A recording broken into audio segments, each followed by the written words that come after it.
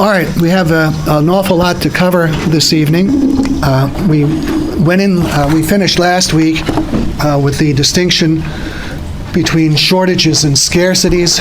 Just briefly to recapitulate that, a shortage is an excess of quantity demanded over supply available. People are willing, able, and eager to pay the asking price, but they can't find the good in the market. I explained why only price controls create shortages, why scarcities by themselves do not create shortages. A mere scarcity is a cause of a higher price, but what's the effect of that higher price on the quantity demanded? It goes down, and so in a free market, the price will rise however much it needs to limit the quantity demanded to the supply available. So whoever is able and willing to pay that market price will be able to obtain the good. And the best example, the strongest example is an auction. You might have 1 million people all desiring something, and there's only one unit. There will be no shortage of that unit because the price will rise so high that the bidders for all units but that one will drop out. So the price limits the quantity demanded to the supply available. And of course, typically we don't have just one unit, but vast numbers of units. And then the free market price is high enough to limit the quantity demanded to whatever that number of units may be. I explained how not only do scarcities not cause shortages, but shortages result in scarcities.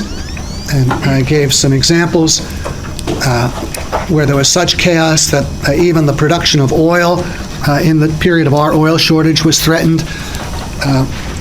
Oil rigs needing some lubricants couldn't obtain the lubricants because others were still in a position to afford them, and so the lubricants disappeared into the possession of others and were not available to maintain the functioning of oil rigs. That could not possibly happen in a free market, but if and to the extent it is allowed to happen under price controls, well then the effect would obviously be to reduce the production of oil and intensify the scarcity. And we'll see that when you have general price controls, such things would occur frequently. I think I explained how shortages give rise to hoarding. People observe they can't find something, so whenever they do find it, they jump at it in order to have it as and when they may need it. And that represents an additional element of demand. In the gasoline shortage back in the 70s, people who might normally not have considered filling up, people driving around with 3/4 of a tank of gas or a half a tank, people who would normally wait until they were down to a much lower amount of gas. If they're afraid that when they do need the gas, it won't be there, and here it's there, even though they have 3/4 of a tank, well, they'll constantly want to top off. And that's an additional demand. And to the extent that people are doing that, then there's that much less gasoline available for others. So that makes the scarcity worse. And then we went into the various ways in which price controls reduced the supply available. I won't go into that. But what I want to do now is start examining the further effects of price controls, this time in conjunction with their offspring, shortages. It can't be stressed too strongly that price controls are the only basis of shortages. I know last week a student raised a question from his own experience in which he thought there was a shortage of something without a price control. Well, for a limited time, I guess you might say that that is possible. I think the example was you couldn't obtain lithium-ion batteries, if I'm not mistaken. Was that? Now, because some major producer or supplier of raw material just went out of business. Now, that would be the case if companies are attempting to obtain supplies at the previously prevailing price. If they're attempting to obtain supplies at the price that they were able to before that supplier went out of business, and for the time being there just is less available, well, they won't obtain it.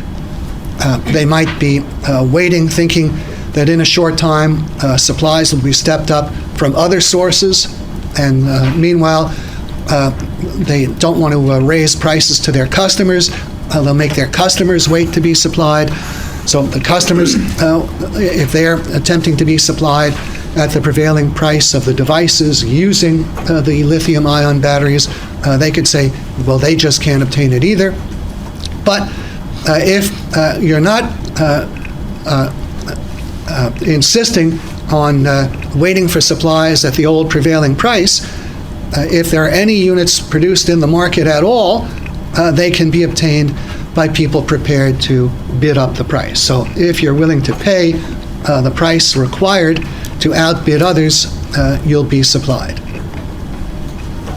So it's something that people may impose on themselves for a limited time, waiting for production to come back to normal, but those who are willing to pay more will get supplied right away. So for those who aren't willing to bid up? Well, those who aren't willing to bid up, they can't get the item. It's the same thing if we had an auction and there's only one unit and someone refuses to top the top bidder, well, he doesn't get supplied. Now, maybe he'll be able to get supplied if there's a later auction or if there's some supply coming from somewhere else. But such things are very temporary, and they needn't exist at all if people are prepared to pay the higher price. An analogous case, I suppose, would be Rose Bowl tickets every New Year's Day.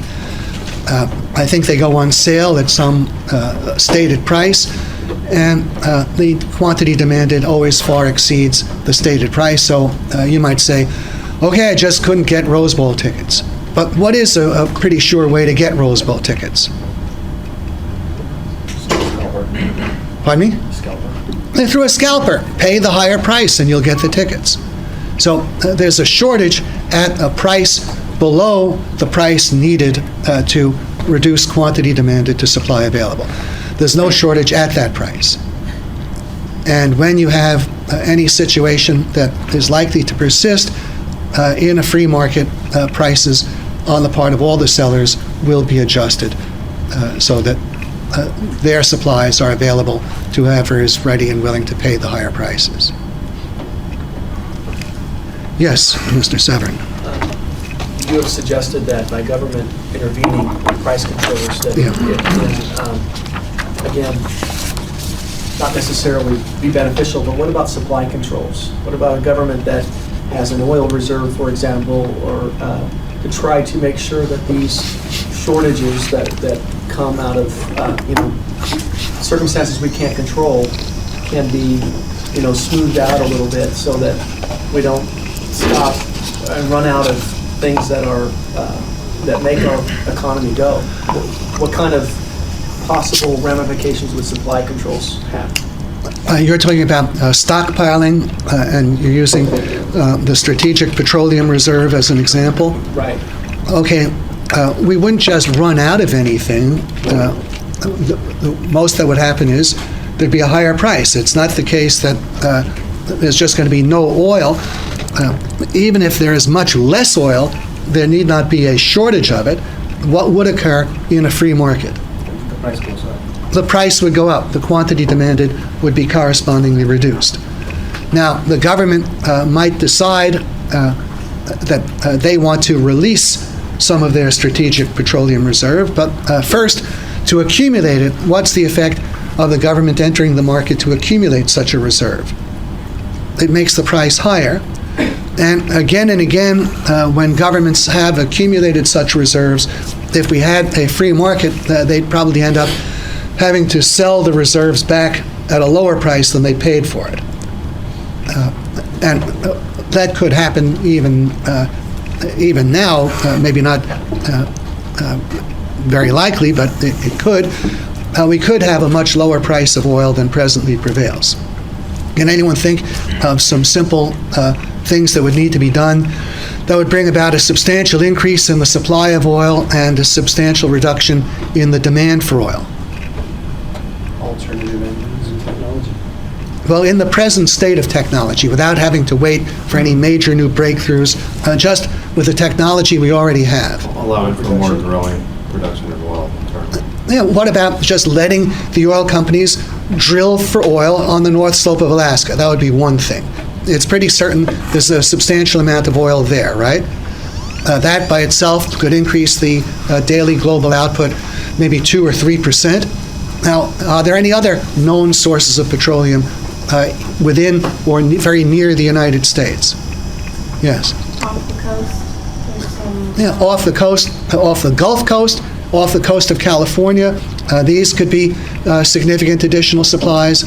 Then there are undoubtedly further significant supplies in all those numerous areas set aside as wildlife preserves and wilderness areas.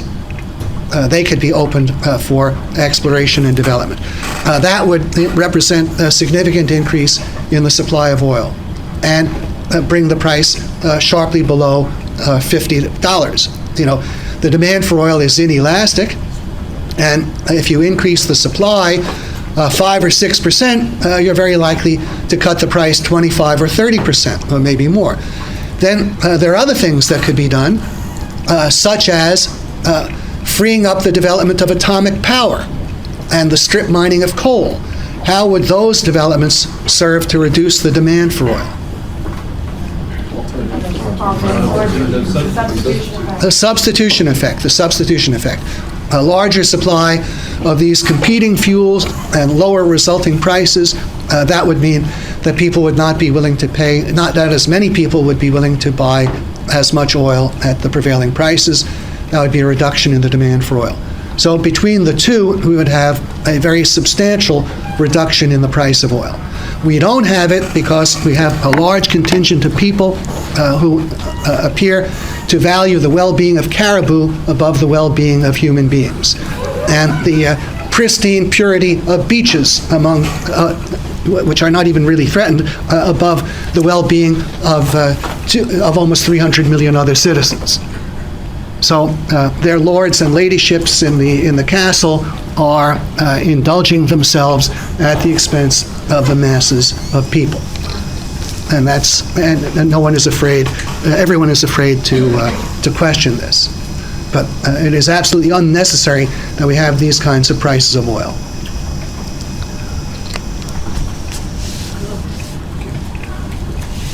Okay. These are terrible, shocking things to say. I'll get the 800 number of the Department of Consumer Affairs and the Dean's number, and you complain. All right, let's turn now to the effects of price controls in conjunction with the shortages that they create.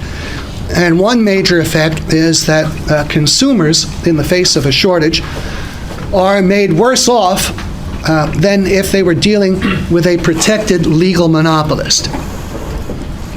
Now, why do I say that? Well, suppose you are dealing with a protected legal monopolist. He can charge whatever price he wants. And I guess producers of patented drugs are in a similar position. I wouldn't actually call them monopolists, but there are some important similarities. Here's the producers of Nexium, and they're free to charge $5 a pill or whatever it is. They could legally charge more. But if they are charging that, how many customers do they have? Do they have a limitless supply of customers? And what happens if they lose some customers? Are the customers instantaneously replaceable? Are they happy if they lose customers? No. They don't want to lose any customers, right? They'd like people to pay these high prices, but there aren't an unlimited number of such people. There's a very limited number of people prepared to pay these very high prices, and the pharmaceutical firms value their customers. They don't want to lose any of them unnecessarily. Well, contrast that with the situation under price controls and shortages. When you have a shortage, that means there are waiting lines or waiting lists. I don't know how many of you have a recollection of the gasoline shortage, and I may have said already, perhaps it bears repeating, but I spent a lot of time on the gasoline shortage which even though it occurred 25 years ago, the last one roughly, happily there haven't been any more recent such cases.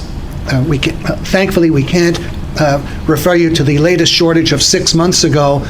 They don't happen that often, fortunately. So that's why we deal with events that are as old as they are. Now, do any of you have a recollection of the gasoline shortage? You recall sitting in a car at the end of a long line of cars in front of you, and one car at a time is pulling up to the pump, hopefully getting its gas. Now, in these circumstances, suppose you didn't particularly like the way you were being treated. Would you say, well, the hell with this station, I'm going to another station? Why not? Because there'd be another line there, and you'd have to get at the very end of that line, and maybe they'd be out by the time you got to the pump. So even though there might be 50 gas stations within a 10-mile radius or more, for practical purposes, this is the only gas station.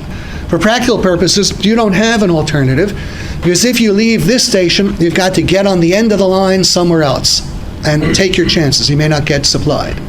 So what does this do to your readiness to leave?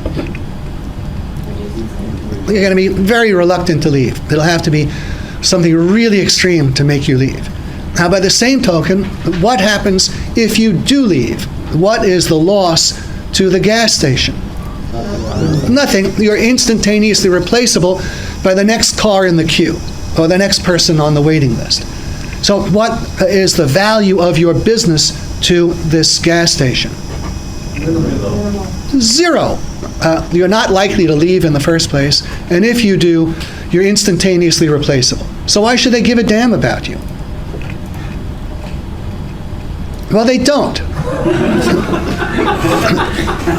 I mean, maybe if you're an old customer and they're looking ahead to the time when things might return to normal and they figure they'd like you to remain a customer, well, maybe they'll take that into account. But if they don't have any long-standing relationship with you, your business is simply valueless to them. Now, that's worse. That's much worse than when you're dealing with a protected legal monopolist, because as I pointed out, the protected legal monopolist doesn't want to lose customers. The protected legal monopolist doesn't want to upset his customers. He wants them to be happy with what they're getting and to still consider the value of the product greater than the high price they're paying. If he loses customers, what must he do in order to find additional customers to take the place of the ones he's lost? He would have to lower the price. He will incur a penalty if he unnecessarily loses customers. He'll have to lower the price to replace them. But when there's a shortage, do you need to lower your price to get any additional customers? No, you've already got more customers than you can handle. So the value of the individual customer's business is nil. And how do you expect customers to be treated in such conditions? Very poorly. Now, years ago, before the gasoline shortage, it was customary, you would have full serve. We didn't have we didn't have self-serve before the gasoline shortages. It was always full serve. And you'd pull in and someone would run out to clean your windshield, check everything. But when you have a shortage, is such a thing necessary? No. So if they don't clean your windshield, well, they save the labor of the guy who would be doing that. They don't have to have as many people. They can cut some expenses. So things like that disappear. And things got even much worse. Let's see what I refer to here. Yeah, I have a statement here, hatred between buyer and seller. The examples of the gas shortage and then rent control in New York City. The New York Times has a little feature called Quotation of the Day. And there was one day back sometime, I think in 1973, when the quotation of the day was from a gasoline station attendant in Elizabeth, New Jersey. And at that time, they had odd-even rationing, which they also later had here in California. So if your license plate ended with an odd number, then you could legally buy gas on Monday, Wednesday, or Friday. If it ended with an even number, Tuesday, Thursday, and Saturday, or vice versa. And this service station attendant was quoted as saying, I let them wait and pull up to the pump. Imagine some poor slob is sitting in his car for an hour or more hoping to get gasoline. And then this snit of a gas station attendant says, then I break their hearts by telling them they're there on the wrong day.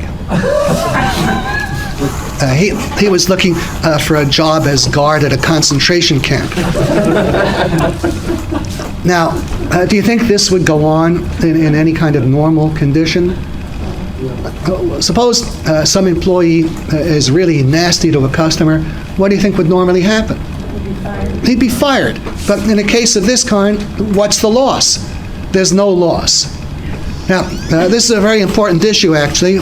I say consumers are reduced to the status of a nuisance and source of expense.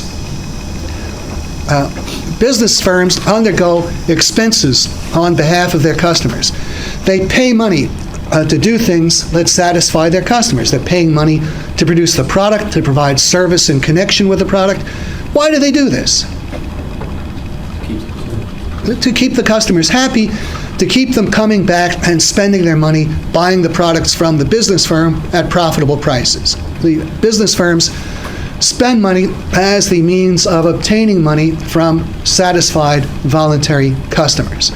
So they're doing things for the customers as the means of earning profit. Business firms do things for the benefit of their customers as and when it's the means of their benefiting. And that's what I refer to as an egoistic relationship between buyer and seller. That's the normal relationship. The sellers benefit from the buyers, and so they're willing, in their own self-interest, to do things to keep the buyers satisfied and coming back. But when you have shortages, is that necessary any longer? The buyers are not very likely to leave, and if they do, so what? They're instantaneously replaceable. Well, in these circumstances, what, if anything, would lead a business firm to do things for the benefit of its customers, short of incurring some kind of loss, which they're not going to which they won't incur? What would make a business firm do what it normally used to do? When, if they didn't do it, the customers would leave and go somewhere else. But now they can't go anywhere else. And if they do, it doesn't matter. What would have to keep the business firm doing what it normally used to do? New switch to insurance. Pardon me? Competition or an alternative. Well, you say competition, but who is eager to get this business? You think the other people saying, boy, we don't have enough customers. If they have shortages of their own, do they need to have more customers? Do you think it'll be the gas station across the street that has its waiting line that'll be competing with this one? In a free market or in? No, under controls and shortages. No, they won't. They don't have to worry about competition. That isn't present. Well, the only thing that would make them continue, it's no longer any consideration of profit to themselves. What would it have to be? Now, someone said initiation of force. That would be a plausible answer. That's something that would be required, but it wouldn't be something that the business firms would do on their own initiative. You need to force them to do it. If you don't force them, what would it require to get them to do it? Well, that's force again. Customer preference. Pardon me? Customer preference. Well, the customer's preferences don't count when there's a shortage. Wait, so your question is just to raise the price, is that what you're getting at? No. To raise the price so they can still afford to do it? There is no profit motive. The only thing that would do it is some kind of altruistic duty.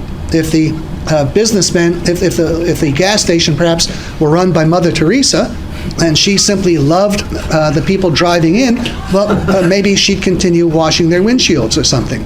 But there is no reason that anyone would be doing it out of a sense of self-interest. See, what makes things happen in a free market is the parties are acting for their self-interest.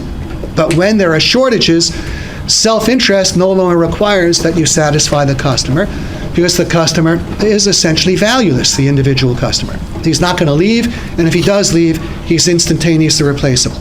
So the only thing that could possibly serve the customer would be some kind of sense of altruistic duty, which you should not count on to any great extent.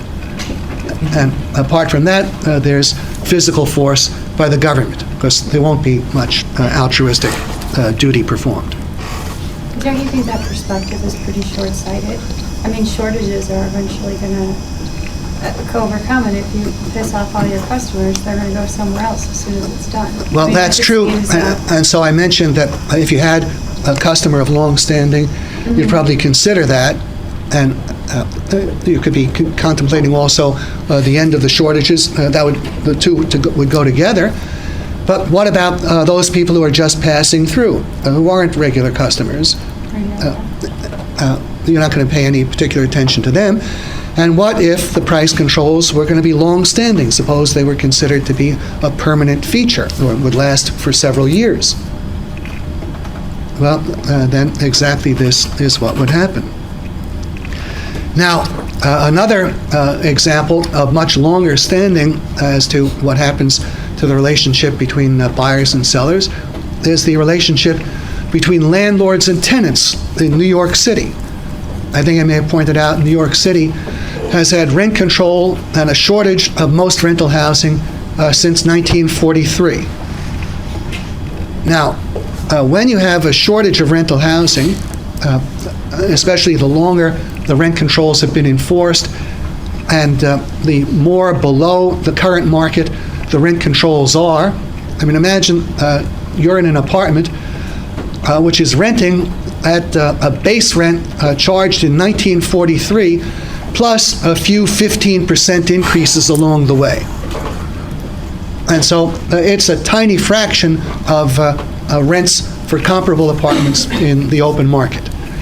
Well, if you're in such an apartment and the landlord were to stop doing certain things, would you be ready to move? It's traditional, like out here, certainly where you don't have rent control, it's normal for landlords to paint the apartments every 2 or 3 years, to keep the buildings in good repair, probably to have a superintendent, maybe with helpers, to maintain the lawns and do everything else to keep the property in ship shape.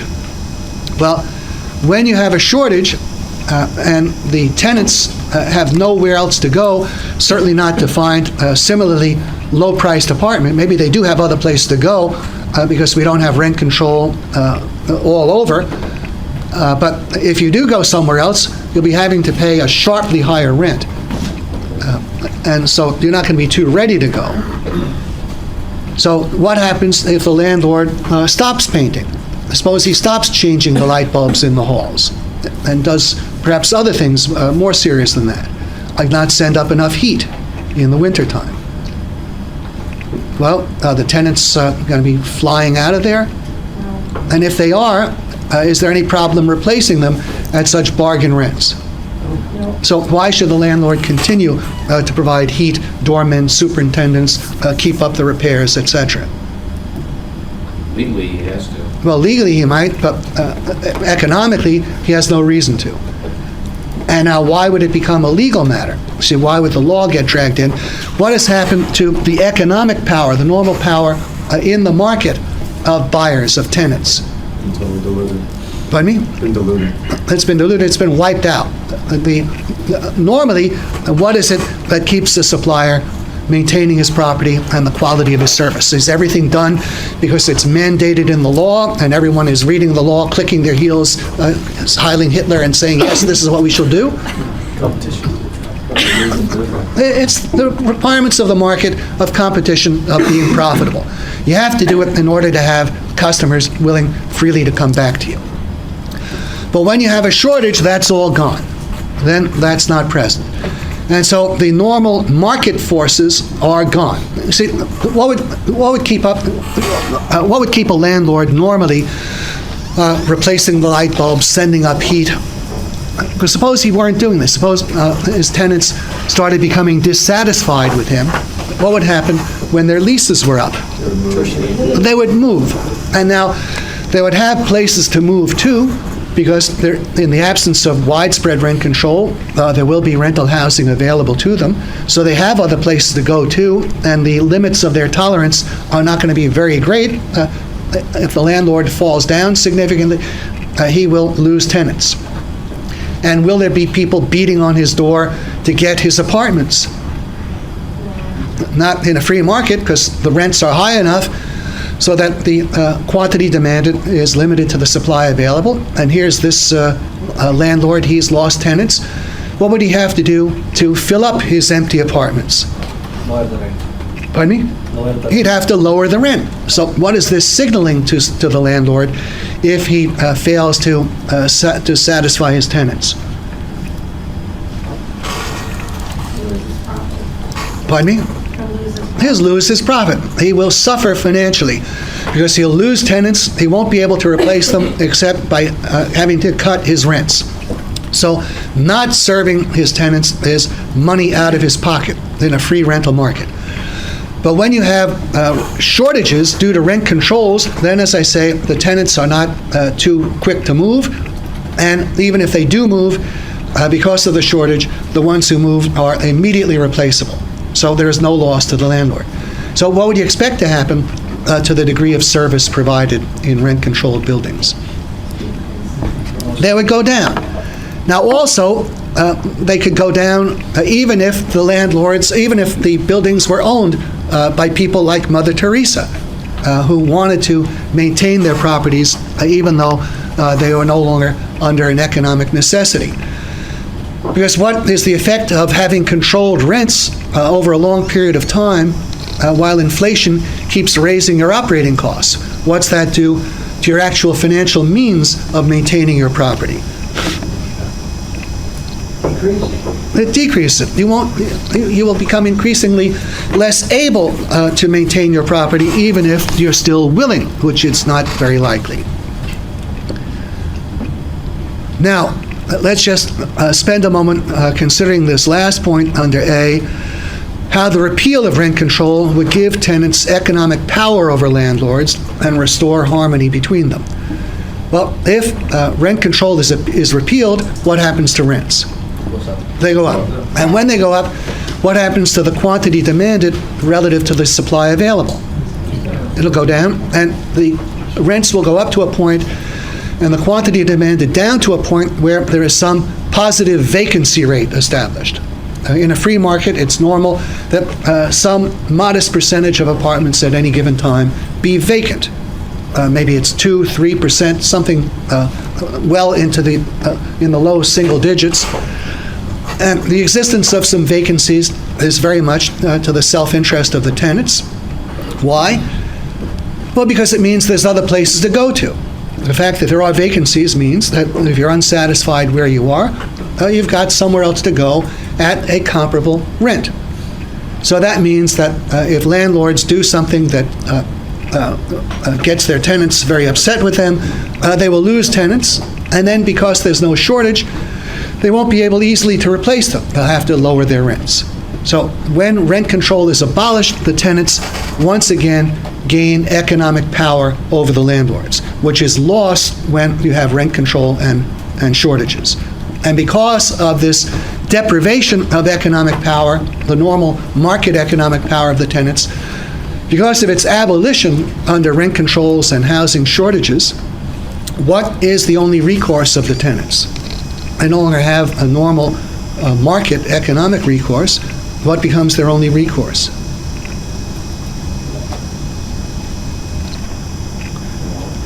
Pardon me? The law, exactly. And then you get something like a special landlord-tenants court in New York City. Because there are all these complaints, the tenants are rendered economically powerless. They regard the landlords as arbitrary tyrants.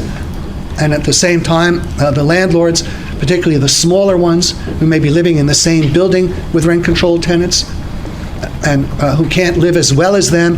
There are many, many cases where you have someone whose life savings went into a rent-controlled small building, and his tenants are in there paying ridiculously low controlled rents, which enable them to afford better automobiles than the landlord. And so the landlord, while they're regarding the landlord as an arbitrary tyrant, unresponsive to their wishes, he regards them as petty chiselers, cheating him out of his rent.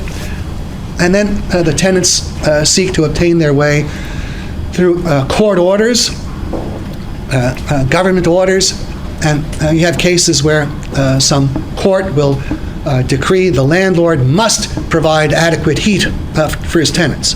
They've been saving money not providing adequate heat. They have no reason to, for the reasons I've explained.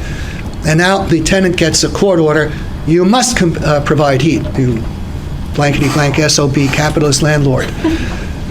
And then the landlord provides heat, 110 degrees. Now you see, this is the kind of hatred and animosity that you get in a situation where the normal, mutually beneficial activities of people are no longer permitted. They're crushed by rent control. And things have gone on so long this way in New York that, in my experience, and I'm from New York, the attitude of many, many tenants is they would practically rather die than see anything that would do any benefit to their landlords. They have absolute hatred for the landlords. And this, as I say, is the result of rent control and the shortage of rental housing that it causes. Well, let's turn now to a further point, another major consequence of shortages, the impetus to higher costs. The impetus to higher costs. When there are shortages and people find they can't get the models that they would like, what does that do to their willingness to take some kind of second choice that they weren't as keen to have? Then they'll be ready to take it. Now, I remember experiencing in the gasoline shortage, you could drive into a service station. At the time I had a car that required just normal gasoline, the regular gasoline, and I would drive into a station. They'd be out of regular gasoline that day, but they happened to have premium. So do you think I would be ready to say, well, I want regular, not premium, so I'm leaving for somewhere else? I wouldn't think so, because I might not get any gasoline. So if they say they've got premium, I'll take the premium. Well, people become willing to take varieties of goods that they would normally not be willing to take. Now, maybe this was legitimate premium. It was just something a little more expensive than I would normally have bought. Okay, so I took it. But it could also be that such a situation was a disguised way of getting around the price control, because you're allowed to sell premium at a higher controlled price than regular. And so what happens if you're calling regular premium? Well, that's a way of getting away with a higher price, evading the control. So things like that happen. And the same phenomenon, if it's applied to things like lawnmowers, refrigerators, automobiles, if you have price controls on such things and shortages of such things, then what you can expect to happen is the lower priced models will disappear from the market, and only the higher priced models will remain. But on the higher priced models, there'll be some corner cutting. It might be that the previously higher priced models are now nothing more than the old lower priced models under the name of the higher priced models. That might happen. But sometimes the problems are more serious than that. If you have a severe shortage, we've already established that if the buyers have nowhere else to go, and if they do go, they're instantaneously replaceable by people in the waiting line or on the waiting list, well, then the suppliers are in a position to cut back. Now, they can simply reduce their costs by cutting back, and they have no reduction in sales volume. They still have the same number of units that they're selling at the same controlled prices. They're just cutting back on some of the expenses they incur. Well, you can have situations where sellers achieve relatively small savings to themselves at the expense of the durability of the product or the frequency with which it may break down. When you have shortages, that's an environment that encourages corner cutting to save relatively small sums to the producers, and which may inflict major expenses on the buyers in terms of the product wearing out sooner and needing more repairs. But the buyers aren't going to run away. It's better still to get this than nothing. And even if they do leave, they're replaceable by others in the waiting line. So there's a built-in element of deterioration in quality. And notice also, an implication of this is there's a tendency toward a rise in costs, even though the prices are controlled. Look at things from the perspective of any business firm. Suppose a business firm is buying its equipment at the fixed controlled prices, but the equipment lasts half as long as it used to, or it breaks down much more often. What's the cost of ownership of that equipment? It's now much higher, even though the prices are unchanged. And such businesses will therefore have higher costs. And if they're operating under price controls, well, they've got higher costs. Costs are mysteriously creeping upward, and so it might happen that there'll be some upward adjustment of prices corresponding to higher costs. We'll deal with that in a little while. Now, also, as I pointed out, in connection with rent control, it's the same issue, but from a somewhat different aspect. Suppose you have shortages of a material. Suppose there's a shortage of some important material to make certain types of products. Well, what may that do to the methods of production? Pardon me? It could raise the cost of production. Maybe you have to resort to substitute material that's more expensive or not as good. So in these ways, shortages, price controls and shortages on various things, well, they might make the proper material simply unobtainable. And you have to resort to substitutes that just aren't as good. And it's not the case that you've deliberately cut back. You may be having to cut back on the quality of what you're producing by forces beyond your control, shortages of the things that you require to produce your products. And these declines in quality, as I say, are a cause of higher costs. And shortages themselves are a direct cause of higher costs, not just by requiring a shift to more expensive materials in many cases, or less desirable materials, less effective materials, but also when you have shortages, what sorts of things do you have to do to cope with the shortages?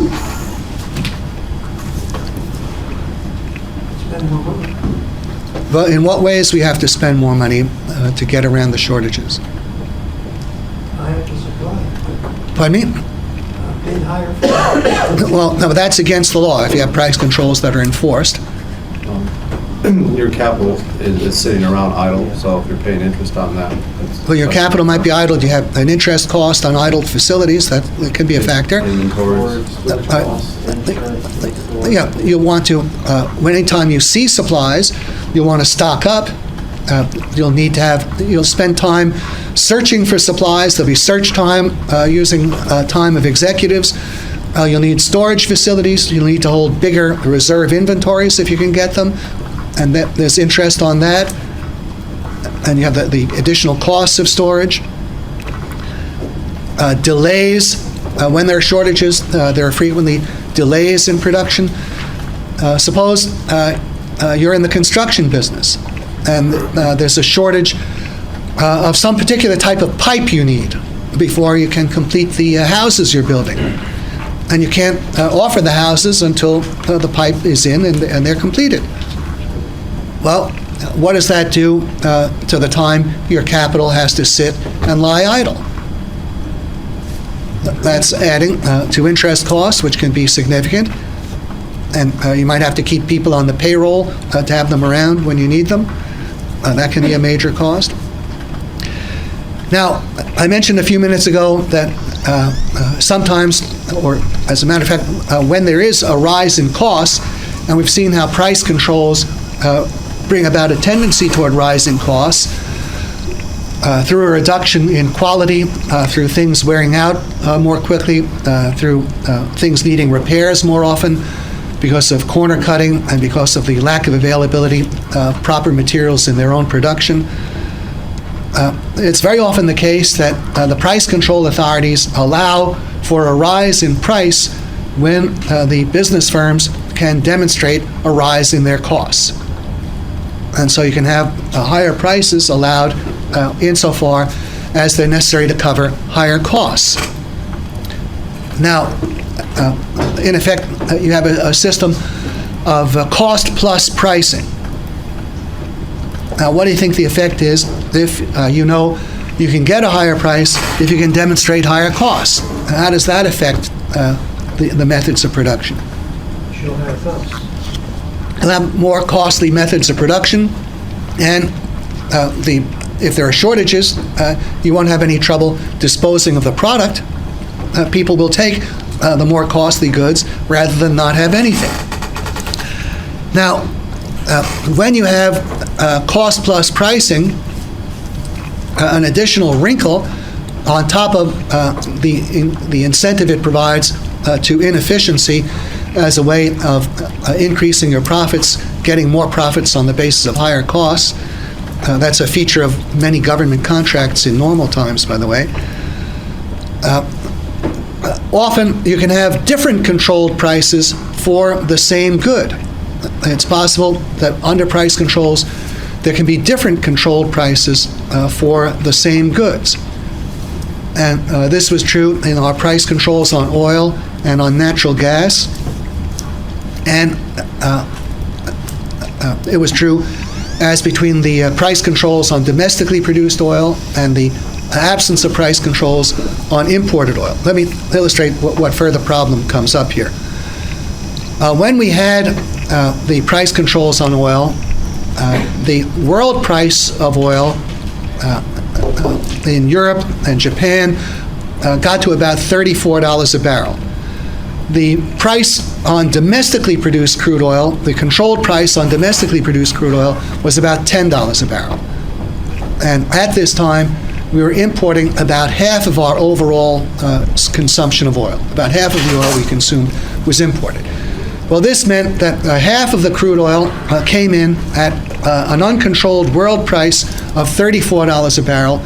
The other half, produced domestically, was produced at $10 a barrel.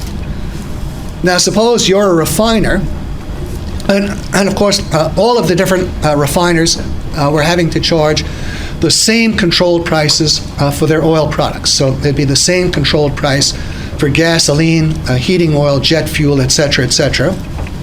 And these controlled prices of the products were based on a weighted average of the different prices of crude oil. So if half the crude oil is uncontrolled in the world market and it's $34 a barrel, and the other half of the crude oil is controlled at $10 a barrel, the weighted average price of a barrel of crude oil was $22 a barrel. 34 plus 10 divided by 2. And the price of gasoline, heating oil, et cetera, was controlled on the basis of this weighted cost base of $22 a barrel. So you're charging a price of gasoline, heating oil, et cetera, reflecting a $22 a barrel weighted average price of crude oil. All right, suppose you're an oil company, you're a refiner, and you have access to supplies of domestic crude oil that you obtain at $10 a barrel. And you're selling at prices set with regard to a $22 a barrel weighted average cost base. Well, what does that do for your profits? You'd be doing very well. But what if you're a refiner who requires mainly imported crude oil at $34 a barrel, and you have to sell at the same prices as the people who have access to $10 a barrel domestic crude oil?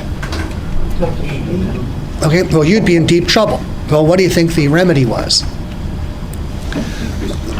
Pardon me? Increase the price? No, that was not the remedy. The remedy was a system of cross payments. Those firms that had low-cost sources of supply, they were compelled to pay over a large chunk of their profits to the firms that had only the high-cost sources of supply. So roughly, if you had $10 a barrel crude oil, you'd have to be paying about $12 a barrel in payments to other refiners who otherwise would have had $34 a barrel costs.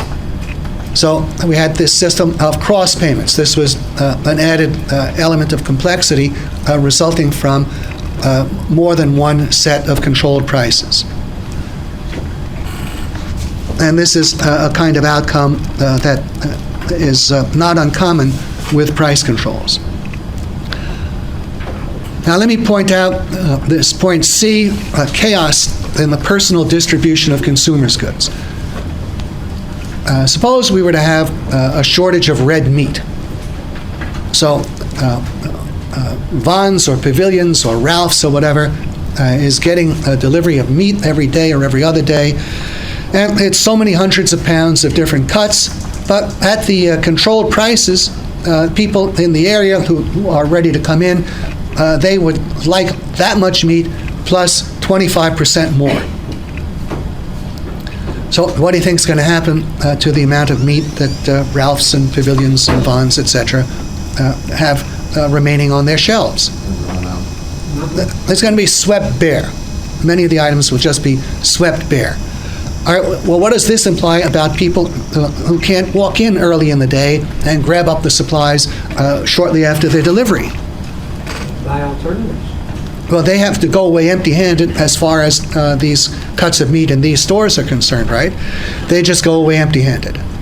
The same point would apply to the gasoline shortage. When you had the shortage of gasoline, if you didn't have a job and you had a lot of time available to spend searching for gasoline, well, you might be lucky enough, you'll find a gasoline delivery truck, and you'll follow him to a station, and you'll get gas.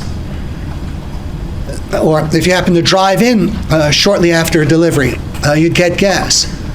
But what will happen to the amount of gas remaining in the tanks before the next deliveries arrive? There won't be anything left, and so if your schedule doesn't permit you to spend a lot of time searching or to get there at the right time, what happens to the gas you obtain? You go away empty-handed. Now, in a free market, we don't have situations like this. In a free market, there are supplies available for everybody at any time, in normal business hours at least. And why are the supplies available? Because the price is high enough to limit the quantity demanded to the supply available, and it's high enough to reserve supplies for the latecomers. It's high enough so that the people who come in early, they don't walk off with everything. Their purchases are limited. There's enough left for people coming in at any other time in business hours. But when you have a shortage, that's not true. And so there would be some people who would be relatively lucky. They could obtain whatever they wanted if they got there early enough or at the right time. And there'd be others who have to go away empty-handed. Now, you see, the free market's principle of distribution of scarce goods is nullified. In a free market, the price is high enough so that the supply is reserved to those people with the right combination of wealth and income on the one side and need and desire on the other, and they obtain the goods. And the goods are there for them. They're the people willing to pay the sufficiently high prices. They can buy as and when they wish. But with price controls, the price is below that, and so the quantity demanded is greater than the supply available. People who have the income high enough to allow them to pay higher prices and be supplied in a free market, they can't. The price is not allowed to be high enough. The people who have strong need and desire, who'd be willing to pay a sufficiently high price to assure their supply, they're prohibited from doing that, so they're not going to be supplied. They may all be empty-handed. What do you think is the next step to deal with this kind of chaos of many people having to go away empty-handed or with hardly anything? Rationing. The government will then say, it's not enough just to have the controlled price. In addition, you need to have a ration coupon. the purpose of ration coupons is to limit the amount that is purchased to the supply available. The government hopes to issue ration coupons that are of such limited quantity that people will not be cleaning out the stores, because they will need, in addition to the price, which is no longer restraining them, they will need a ration coupon. That becomes the next step when there are shortages. And we were very fortunate, largely to avoid that. We had a limited form, the odd, even days that I referred to earlier in connection with the guy in Elizabeth, New Jersey. That was a primitive form of rationing. The government didn't want everybody showing up every day at the service stations, so it said Monday, Wednesday, Friday, only half the cars. Tuesday, Thursday, Saturday, the other half. That was the limited form of rationing. But things were moving in the direction of more formal, more stringent rationing. There were already stories in the newspapers and actual photographs of the ration books. I remember seeing one. The ration books would have a photograph of George Washington on them. That's what the United States is all about, getting your gasoline rations. That's why George Washington led the revolution. All right, well now, so we could have had gasoline rationing. I remember we did have gasoline rationing and rationing for many, many other things back in World War II.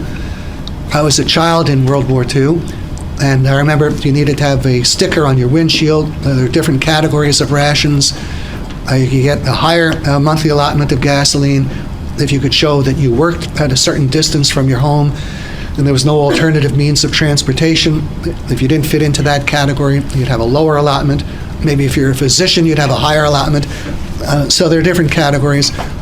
You needed to present a book of ration coupons to buy red meat, even canned goods. Practically everything that was available at all was rationed, because we had general price controls on everything in World War II and shortages of just about everything. We had pre-war prices pretty much, but a massive inflation of the money supply in the war to finance the war, and so the demand curve for everything had moved sharply higher and to the right. Prices were not allowed to follow, and so we had massive shortages of everything. And to cope with the chaos of these shortages, we had rationing. And then everyone would be allowed to consume in accordance with his ration book. And that, of course, represents a nullification of normal principles of distribution. Doesn't matter what you earn, what you are allowed to consume is determined by the government's rationing. Doesn't matter how important your own personal needs and desires are, what you get is what the government allows you to have. Now, when the rationing of gasoline in the late 70s was being considered, there were people, some economists thinking, well, maybe they could sidestep some of these negative aspects of rationing, of people not being able to satisfy their personal needs and desires or consume according to their higher income. And the proposal entertained was give ration allotments to every licensed driver over the age of 18. So every such driver will have a monthly ration of gasoline, and then allow free market trading in the ration coupons. So here we are, let's say everyone will get a ration of 20 gallons of gas a month or whatever it might be. And if you don't have a car, but you've got a ration coupon, well, you can sell your coupon to someone else, and then he can use it to get more gas than comes to him through his basic allotment. Or maybe you're just willing to drive your car with less gas. And there were some alleged pro-free market economists who thought, well, this will allow people to satisfy their personal needs and desires and do better if they have a higher income. Now imagine that we had adopted this system. So here we are, everyone over 18 who's a licensed driver is getting a monthly gasoline ration allotment.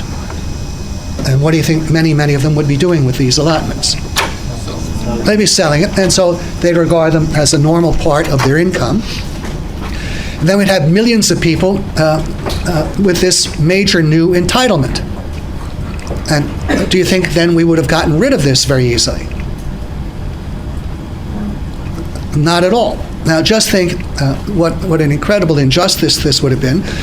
This would have allowed people who made absolutely no contribution to the supply of oil, who just were alive over the age of 18 and had a driver's license, they'd be collecting the difference between the controlled price of gasoline and the price that would have existed on a free market for doing nothing. And that money would not have gone to the oil companies.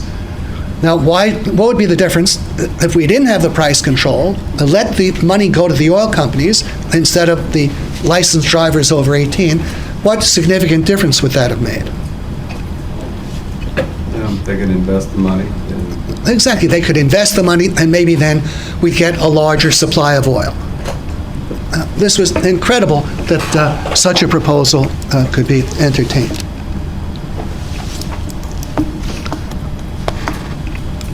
All right, let's turn to a further major point, chaos in the geographical distribution of goods among local markets. And a very major point to keep in mind in dealing with this, and also some further points, is that shortages prevent more supply from reducing prices. When we deal with price controls, it's very obvious how the price controls prevent prices from rising. And that's what price controls do. But what we're going to see now is that a byproduct of price controls, the major consequence of price controls, shortages, have the seemingly paradoxical effect of preventing increases in supply from reducing prices. Price controls actually create a situation not only in which prices can't rise, but in which many prices that would otherwise fall can't fall. Now let's see how that works. Let's say that this is the limited supply of something. This would be the free market price. We'll call it P sub F, free market price. At this price, there'd be no shortage. But the price is controlled down here. We'll call this P sub control. So here's the controlled price. And at this controlled price, this is the quantity demanded. And the shortage is equal to this distance. It's the excess of quantity demanded over the supply available. What happens if somehow the supply should increase and it becomes somewhat larger, and we have a new supply out here, which we'll call S prime, S prime. Will the price in the market fall below this controlled price? No. No, there won't be any fall in price. What does happen? Just Well, the price stays the same. shortage gets reduced a Okay, little. there's a reduction in the shortage. Instead of the shortage equaling the difference between this point and this point, it now equals the difference between this point and this point. It's closer. At what point would the supply, would an increase in supply first begin to reduce price? After you pass out. When it exceeds the. Only when it gets out here, only when it's ready to pass beyond here. Not until the supply gets so large that it's about to pass the point and totally eliminate the shortage. Only when the shortage is totally eliminated will it be necessary for an increase in supply to result in a reduction in price. So long as there's any shortage, so long as increases in supply are taking place within the extent of the shortage, there is no reduction in price. And this is a very significant fact. It helps to explain some very important aspects of the effects of price controls and shortages, such as this very next point, indeterminacy in geographical distribution. Let's just think back, if we have a shortage, and back in the gasoline shortage, well, that was certainly a leading case. Suppose you have a shortage of gasoline in two or more different geographical markets. The Los Angeles Basin area and the San Francisco Bay Area, or New York and New Jersey. We have gasoline shortages in multiple places. In fact, in practically every different location, there are shortages everywhere. All right, what then is the effect if something happens to change the allocation of a good between two different geographical areas? Imagine, for example, 100,000 gallons of gasoline per day were withdrawn from the Los Angeles market and brought into the San Francisco Bay Area. Now let's just think of the consequences. Suppose we start out, there is a certain shortage in both places to begin with. There's a shortage of gasoline in Los Angeles of 500,000 gallons a day, and there's a comparable shortage in the Bay Area, another 500,000 gallons a day. And now 100,000 gallons are withdrawn from Los Angeles and moved up to San Francisco. What is the effect in Los Angeles? The shortage is higher. Pardon me? The shortages will be higher. Okay, the shortage in Los Angeles, instead of being 500,000 gallons a day, will be 600,000 gallons a day. The shortage in the Bay Area will be 400,000 gallons. Now notice, is there anything that stops the movement up to 500,000 gallons of gasoline per day, either away from Los Angeles and into San Francisco, or the opposite? Pardon me? And transportation costs with no increase in value. You're saying if there were a higher cost of transportation Well, into... because there is a transportation cost from shifting from LA to San Francisco. Yeah, there is a higher... Okay. It won't shift. Okay. Now, to bring out the point at its sharpest, suppose the average refiner were midway between the two markets. And so the transportation costs were even either way. All right. In that case, what would be the effect of a reduction in supply in one area and its increase in the other? Wouldn't it be possible for supply to move within the limit of 500,000 gallons either way?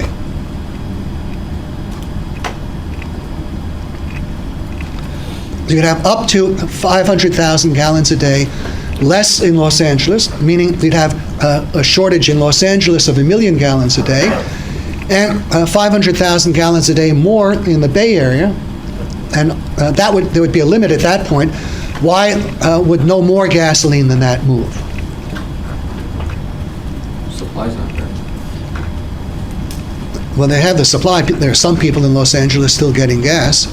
What would stop 600,000 gallons from moving, given our assumption that the initial shortage in San Francisco is 500,000 gallons? We 100,000 more than they can sell. Okay, to sell 600,000 extra gallons when the initial shortage was only 500,000, what would you have to do once? Lower the price. Then the price would have to be lowered.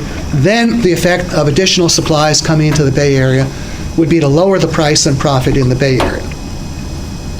Now, notice there's nothing that stops the reduction of supply in Los Angeles. Suppose 1 million gallons were withdrawn from Los Angeles. If there's a price control, is there anything the people in Los Angeles can do that will bid up the price and make it more profitable to supply Los Angeles? No. No. So when you have a price control, the price control prohibits the people in a given area from bidding up the price and profitability, no matter how urgently they need the thing. Their hands are totally tied.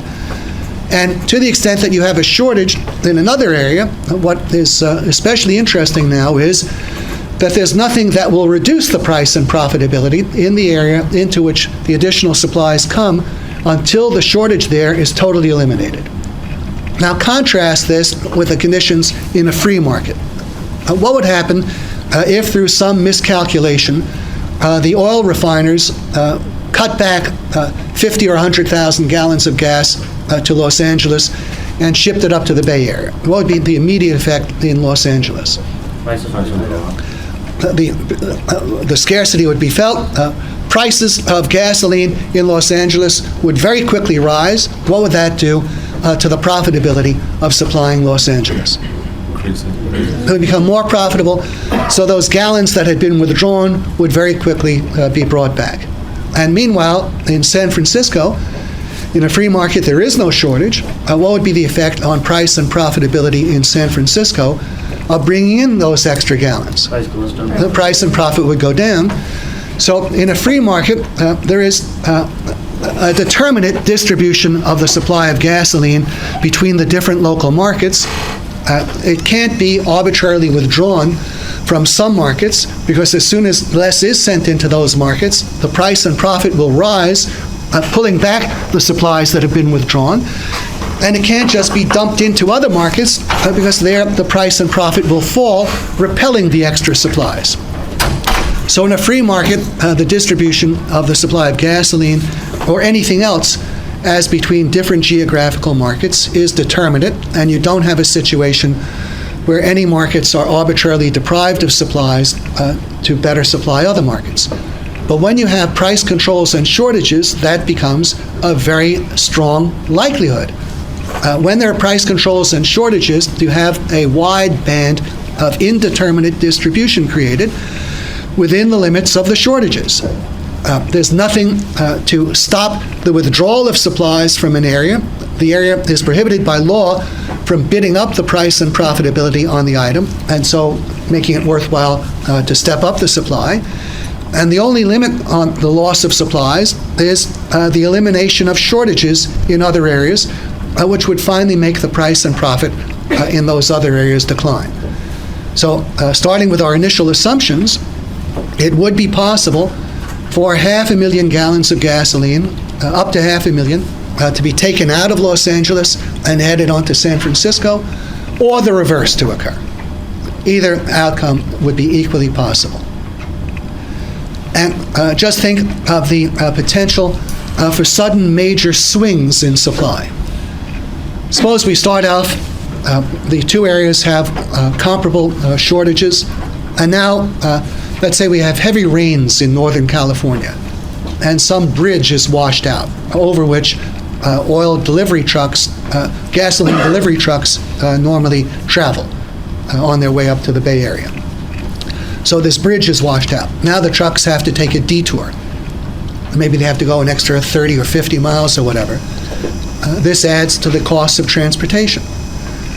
And you still have to sell the gasoline in the Bay Area at the same controlled price.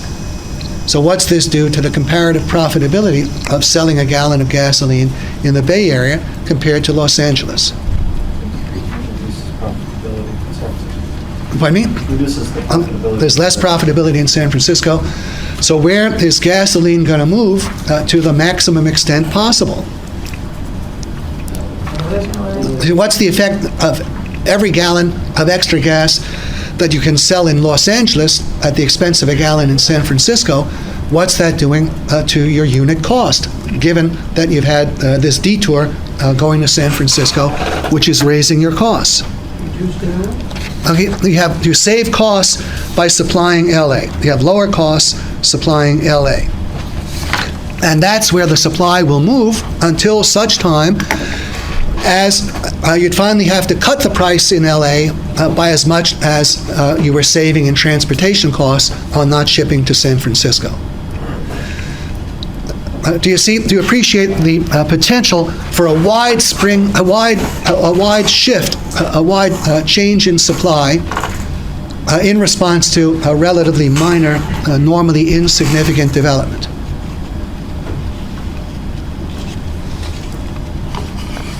See, what would normally happen in a free market if a bridge is washed out and you have to have a longer delivery route, so the costs are a little bit higher? Why would normally San Francisco not lose any significant amount of gasoline?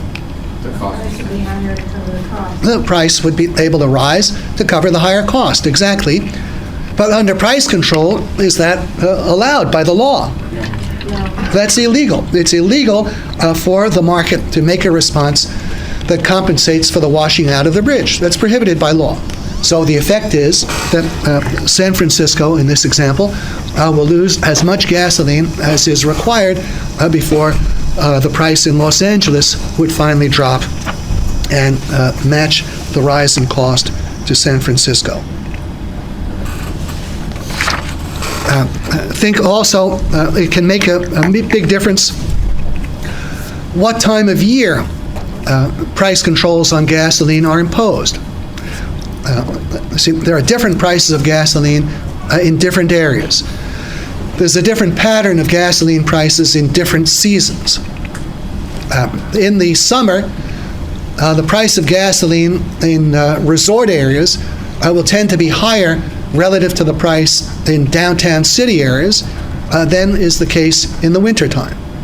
Why? Why would that be? Why should we expect that in the summertime the price of gasoline at most resorts will be higher relative to that in city areas in the summer? Yeah. Because we have more people taking vacations in the summer, going to resort areas. Okay, exactly. In the summer, more people are vacationing. The demand for gasoline at the resorts is greater in the summers. So most likely part of the supply of gasoline needed to meet the peak summer demands will have to be transported over a longer distance from more remote refineries. And so they have to cover higher costs of delivery in the summer. And the relative price will have to reflect that. Well, suppose the price controls are adopted in the summertime. That implies that what is being frozen is not just the individual prices, but the relationship between the individual prices. You're adopting the price controls at a time of peak prices in the resort areas compared to the downtown city areas. Now, what will be the effect of this as some time goes by and we get into the fall and winter? What will be the relatively most profitable areas in which to sell gasoline?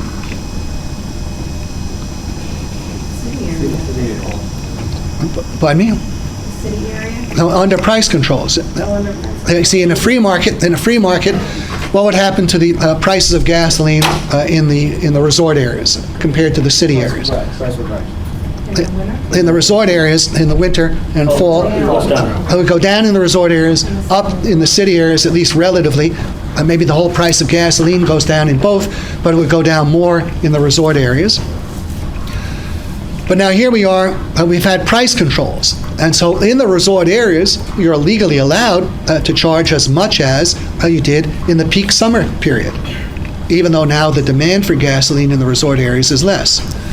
Well, which areas do you think are going to be better supplied in the coming fall and winter? The resort areas. The resort areas, they may be selling gasoline below what they're legally obliged to sell it for. They're not selling it yet at the peak prices that they had.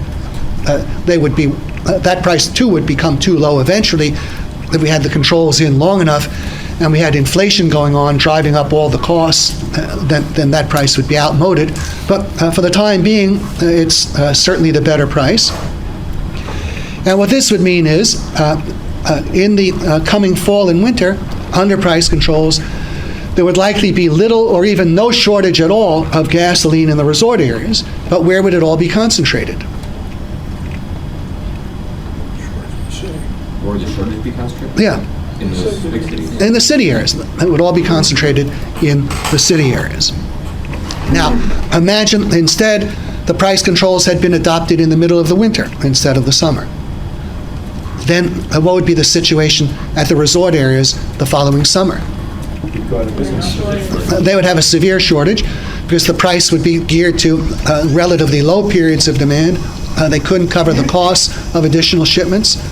So the shortage would then be borne very heavily in the resort areas. So it makes a difference even what time of year. If you have a small bureaucratic adjustment in the controls, suppose the service station areas in one part of the state or country, they're able to complain louder to their congressman or whatever about the low price they're getting. And that brings about an adjustment of the price control in their area. They get a raise of a penny a gallon. Well, what's that do to the comparative profitability of supplying their area? It increases it. Suddenly, there's much more gasoline available there, and where does it come from? The other areas that have suddenly much less. So you have the potential for huge swings in supply in response to relatively minor changes. This is how you get economic chaos. This was the sort of thing that went on chronically in the Soviet Union. There, hardly anyone drove a car except the ruling elite. But what you'd have is, at one time, you couldn't get toilet paper. At another time, you might get toilet paper but not get soap. Or then you get soap and you couldn't get toothpaste. It would always be a variety of things suddenly unavailable for reasons basically similar to what we've discussed. Let's deal with another very similar phenomenon, chaos in the distribution of factors of production among their various uses. Now, we saw last week, I think, how the market distributes factors of production in limited supply in accordance with the preferences of the consumers. We saw that you would not arbitrarily add or subtract 1 million bushels of wheat from one use of wheat to another because of what the consumers are willing to pay. But with price controls and shortages, you get the same kind of indeterminacy in the allocation of a factor of production among its various uses as you have in the gasoline market between different geographical areas. And again, we can use the oil shortage, and I should say these examples that I've given you of gasoline, they're not just theoretical, they actually existed in the gasoline shortage. You'd have some areas suddenly faced with a much more severe shortage, others with a relatively minor shortage or no shortage, and their situation could be reversed. And we had that situation with regard to the different oil products as well. Now here, suppose we've got a shortage of crude oil, we also have a shortage of gasoline, and we have a shortage of heating oil, and the various other oil products too. And let's say we have a shortage of gasoline on the one side, a shortage of heating oil on the other, and each of these, the extent of these shortages, in each case, could translate into 1 million barrels of oil per day, or a few hundred. I think global production of oil is about 82 million. Okay, so maybe 1 million barrels a day is not unreasonable. Let's say here we are, we've got a shortage of gasoline that would require so severe that it would take an extra 1 million barrels of oil a day devoted to producing gasoline to overcome that shortage, and we have an equivalent size shortage of heating oil. All right, what would be the effect if, for whatever reason, the refineries were to cut back on the production of one of these products and expand the production of the other? And you should realize that within broad limits, the refineries can do this. They don't have to produce the different oil products in fixed proportions. They are in a position to step up the production of some by cutting back the production of others. Well, let's suppose that they did this, and here they are. They're going to devote an extra 500,000 or an extra 400,000 barrels of oil a day to producing gasoline, and 400,000 barrels less of oil a day to producing heating oil. What's the effect on the gasoline shortage? What's the effect on the heating oil shortage? Gasoline shortage goes down, heating oil shortage. And the gasoline shortage goes down, the heating oil shortage goes up. Now, to what extent would such a switch be possible, such a shift, a swing? Until the shortage of gasoline. Okay, you could have a cutback in heating oil production, an expansion in gasoline production up until the gasoline shortage was entirely overcome, which would mean that the shortage of heating oil bore the combined burden of what would have been the shortage of the two together. Or it could be reversed. You could have gasoline production cut back and heating oil production expanded to the point that there was no shortage of heating oil, but a doubly severe shortage of gasoline. Now, there's no good reason why it can't go either way. You have this huge degree of randomness built in, and just think why it could go either way. Well, if something becomes in lesser supply, and there's a more severe lack of the item, can the people experiencing the reduction in supply do anything within the law that will bid up the price and make it more profitable to step up the supply of that item? That's against the law. So if it's the case that the supply of gasoline is being cut back because oil is being diverted to heating oil, there's nothing the buyers of gasoline can do about it. It's against the law for them to do anything that would normally stop this loss of gasoline. Now, by the same token, so long as there is still a shortage of heating oil, will the increase in the supply of heating oil do anything to reduce the price and profitability of producing heating oil? Will the price and profitability of heating oil come down so long as the increase in supply is within the limit of the shortage? That won't happen.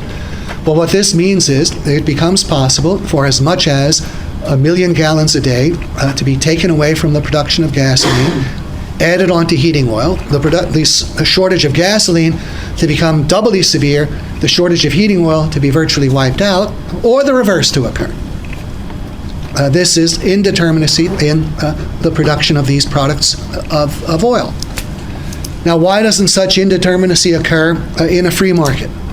What would happen as soon as any significant quantity of crude oil would be taken away from any one oil product against the wishes of the consumers and added on to the production of another oil product? The price and profitability of the item from which the supply had been taken would go up. That would put a halt to it and reverse it.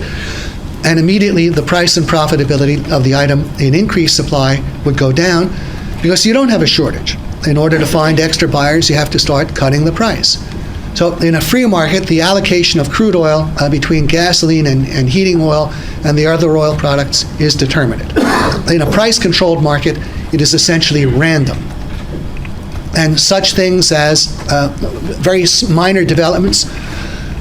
Suppose we have a 1 penny per gallon increase in the cost of certain chemical additives that go into making gasoline. What effect would that have on where the combined shortage ended up being felt?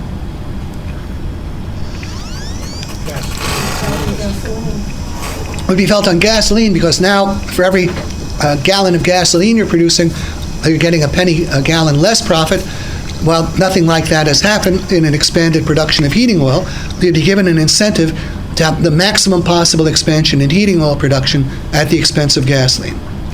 Every barrel of crude oil that you shift is more profitably employed in heating oil. Now, in a free market, you don't have such a thing. If there's an increase in the price of additives of gasoline, why does this not result in any great reduction in the supply of gasoline? Because the price will go up a penny a gallon to cover it. But under price controls, that's against the law. So the price control causes this huge reduction in the supply. And again, the time of year when the controls are imposed can make a big difference. The price of gasoline relative to the price of heating oil is higher in the summertime than the wintertime. Suppose we impose the price controls in the summer.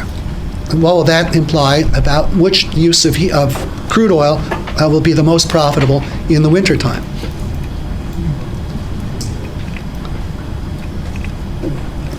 We have the same prices carried forward. We control the price of gasoline at the peak of gasoline prices and at the trough of heating oil prices. Heating oil is cheap in the summer. There's not much demand for it. Price has to be lower than in the winter by an amount equal to the storage costs and the rate of return on the storage. So if we're freezing the prices in the summer, then in the coming winter, gasoline will probably be supplied to the limit, up to the point where there is no shortage. But what would that imply about the shortage of heating oil? Increase. That would bear the combined brunt. Conversely, if the controls are imposed in the winter, that will mean that in the coming summer, gasoline will bear the brunt of the combined shortage, because the controls are imposed at a time when gasoline prices are relatively low. So the supply of vital items depends on such accidents as the time of year in which the controls are imposed, increases in the cost of complementary factors of production of the most minor kind, small bureaucratic adjustments comparable to the change in the price of gasoline in one geographical area. If the price control authorities raise the controlled price of heating oil, but don't raise the controlled price of gasoline, what will that do to how the supply of crude oil flows? Go to where it's not controlled. It'll rush to heating oil. So what you have is chaos in the allocation of the factors of production among their different possible uses. You have a situation where any one use is in a position to expand at the expense of more urgent employments in other uses. Gasoline could expand at the expense of heating oil to the point, even though people are freezing to death and need more heating oil more than they need more gasoline, it's against the law for them to pay the higher price that would give them the heating oil. Or it could be they need gasoline urgently, but that's against the law to pay the higher price that would give them the gasoline. So you have tremendous randomness and chaos in the allocation of the factors of production. And then on top of it all, in the face of the shortages, you have a hoarding demand on the part of anyone who has any ability to put away supplies, whether it's keeping his tank topped off or having barrels of his heating oil for the winter in early, or whatever it may be. You have a tremendous incentive to hoard wherever it's possible, and then supplies that have disappeared into hoards can be at the expense of urgently needed supplies, which are prohibited by law whose uses are prohibited by law from bidding up the price. Okay, we'll go further when we return in 25 minutes, okay?